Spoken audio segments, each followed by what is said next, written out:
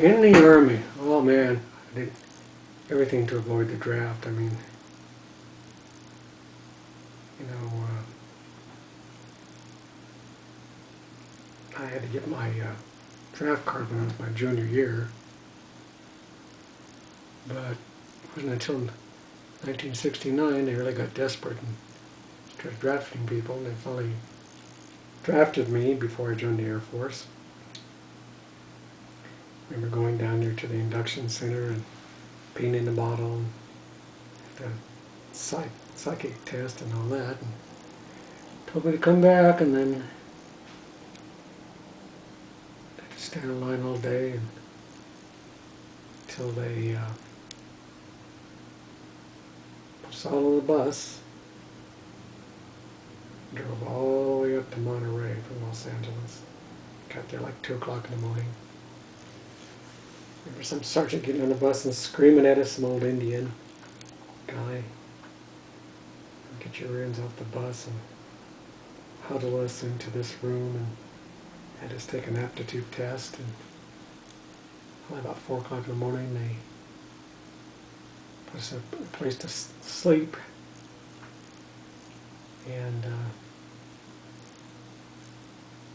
about an hour later they woke us up. Some guy came in and started screaming at us and went in and got our heads shaved. And measured us for clothes, but naturally none of them really fit us right. They were kind of loose hanging on us. And made us pack up our regular clothes and send them home to our parents. And so we had, you know, nothing from home. And after that, they had a big cattle, called it the cattle truck, come down and pick us all up, clothes and duffel bag, and took us up on the hill. We got off the hill, all these sergeants were there screaming at us, saying,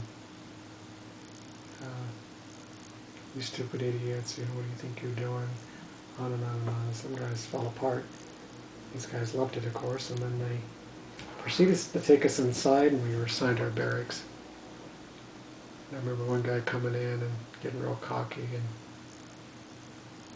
he just got back from Vietnam, and the guy was kind of short. He said, if anybody here thinks they can take me, go ahead. And so some guy named Lou, in the back of the room, he was about 6'6", jumped on top of this guy and just wiped him to the floor.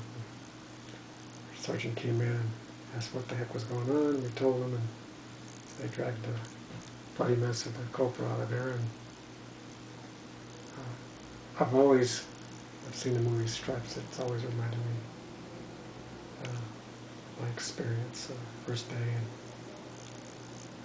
and all those first few weeks they'd pop in and knock our stuff on the floor, wake us up at midnight and screaming at us and make us stand at attention, and underwear, and it was quite crazy. And of course we had to do the tear gas training.